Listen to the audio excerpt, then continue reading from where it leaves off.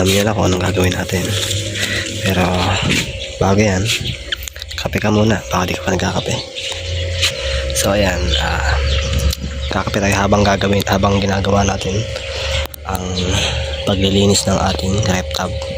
Kasi bala ko nang paguhin. Ayan. Pansin nyo kasi sobrang daming dumi. Dati narilinis ko to weekly. Ayun kasi medyo nagiging busy tayo. So yan. And then yung kasama ng mga pagong na maliit, yung red ear slider, namatay na. Kasi hirap ako magpalaki talaga ng ganun. Hindi kagaya na ako dati na red ear slider na ganito nakalaki. Napalaki ko talaga sila. So yun, kukunin ko muna siguro yung paglilipatan na para malinis ko na maayos, kasi nabukasan ko yung lumot na nasa gilid, masyado kasi makapal. So yun, lilinisin ko muna yung paglilipatan nila. Ito yung paglilipatan sa kanila, yung aking lumang tab. Dati baydaran ko rin siya dati ng gapi, yung tawag doon, platinum Dumbo Ear. Hindi ako muna sila lilipat yung isda nating malaki, pero lilinisin ko muna to. Alis ka na dyan. Ayun ako. Alis na. Dati iti-transfer natin yung laman na to dahil tapos ko na linisin yung rep tab. So lagyan na natin siguro ito ng kahit mga kalahating tubig. Then diretso na tayo sa paglinis ng rep tab natin. Yan. Okay. Siphon.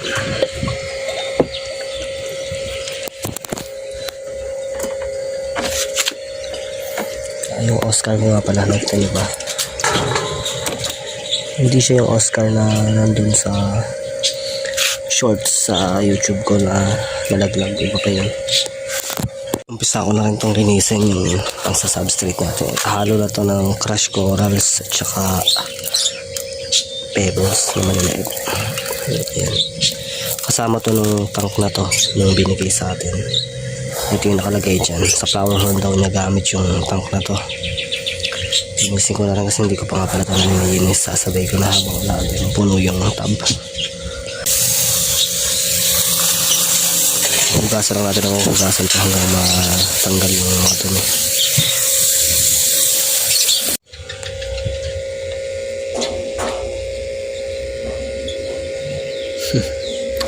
So yun, tapos ko na linisin yung substrate natin. Okay na rin yung amount siguro ng tubig. Hulihin ko na sila para masimulan na natin. Okay, umpisa natin sa Oscar. Nabanggit ko sa inyo, bulag na tong Oscar na to. Ayan, hindi na siya nakakakita.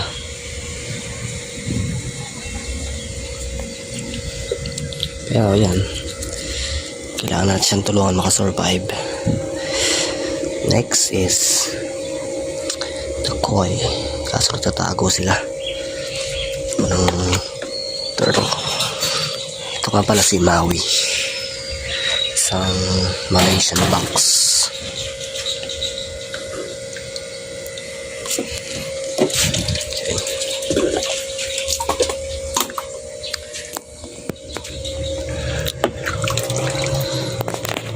Koi, ayan. Yung isa, hindi ko alam kung anong tawag sa isda na yun, pero parang koi siya na walang kulay. Nakuha ko lang siya dito sa patubig. Nahuli ko. Ayan.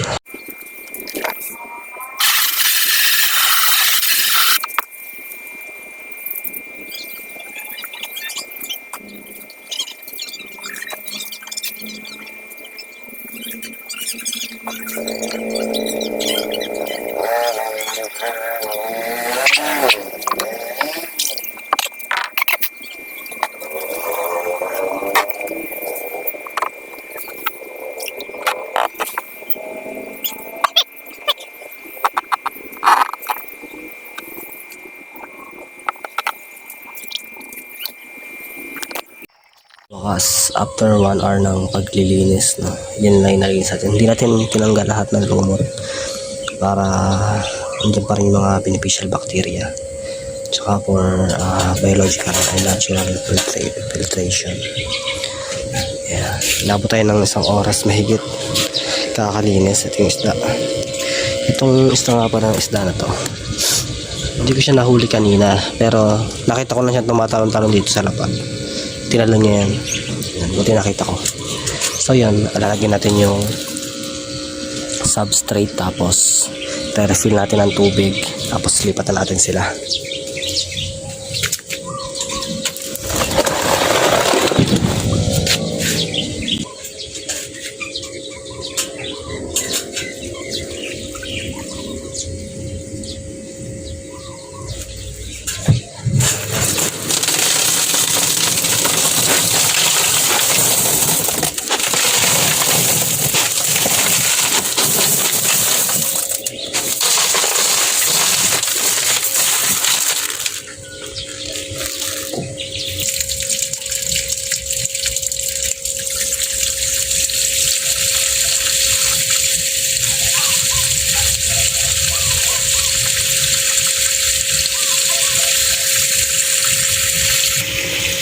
So yan, habang pinupuno natin ng tubig yan,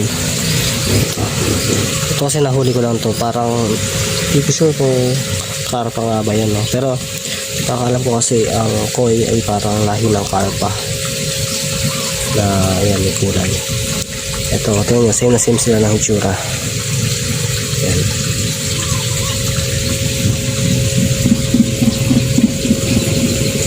Ito yung ating Malaysian box.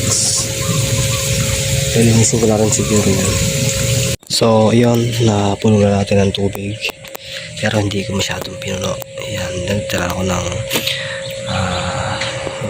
ibabaw ng bato para pagka napunta yung ating pagong, matutuyo siya ng completely. Iba kasi yung tuyong-tuyo siya, may place siya para dun. At ito yung result ng ating paglilinis at ng substrate na nilagay natin. Ayan, sobrang linaw na, sobrang layo na dun sa may kanina na sobrang dumi. Diba? Nilinis ko na rin yung filter. Bahala ko nga rin palang ilagay dito yung isa kong power head, and then pakakitlat yung tubig mula dito papunta sa kabilang tub. Tapos gagawin ko siya ng overflow para yung tubig na nandito sa malaking tank babalik na sa baba.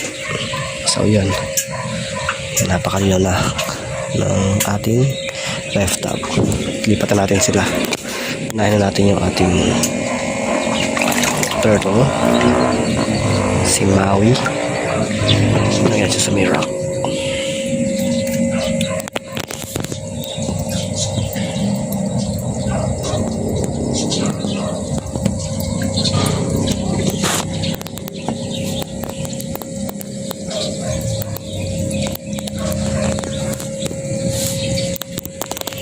Yan, kitang-kita na natin siya. Ay, huliin na natin yung iba para makapagpahinga sila dito sa kanilang bagong linis na ref top. So, try natin kung kaya natin huliin sila ng kamay lang. Ito yung ating Oscar.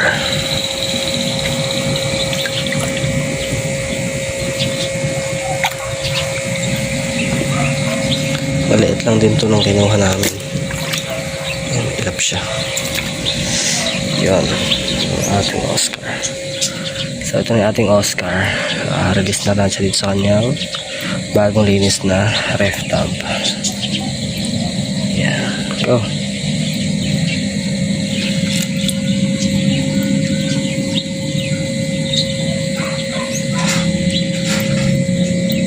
Yung ating pagawin, malang lang.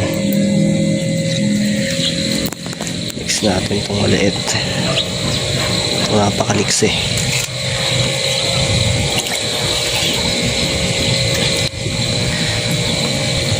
Yung sinasabi ko, tumatalon siya. So ito yung sinasabi ko na hindi ko alam kung karpa ba to. Comment nyo nga kung ito isang karpa, pero kagaya siya nung ating koi.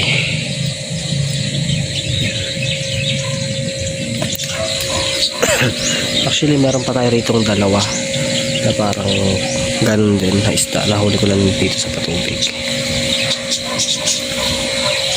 Isasama rin natin yun. So ito na yung ating koi. Yan. Bilis niya rin lumaki. Maliit lang ito na kinuha ko eh. Yan. Tsaka huliin ko nga rin pala dito yung dalawang goldfish na malaki. Para isama ko na sila dito malalaking isda. Kasi feeling ko kinakain nila yung fry nung red balloon ko eh. Kasi may yung red balloon ko dito parang buntis yun nung nakaraan. Tapos ngayon isa lang yung nakikita kong anak na nandyan. Try ko na lang hulihin yun ngayon para mapakita ko sa inyo.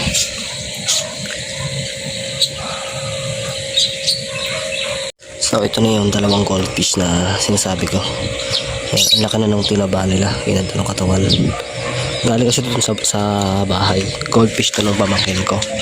Bago ko to nakuha, sobrang pangat na nung lagay nila. Sobrang payat. Ayan. Pero nung nalagay sa top, gumanda yung katawan nila. Marami to eh. Namatay lang yung iba. Napabayaan kasi. Yun o. Napakataban to isa. Oops.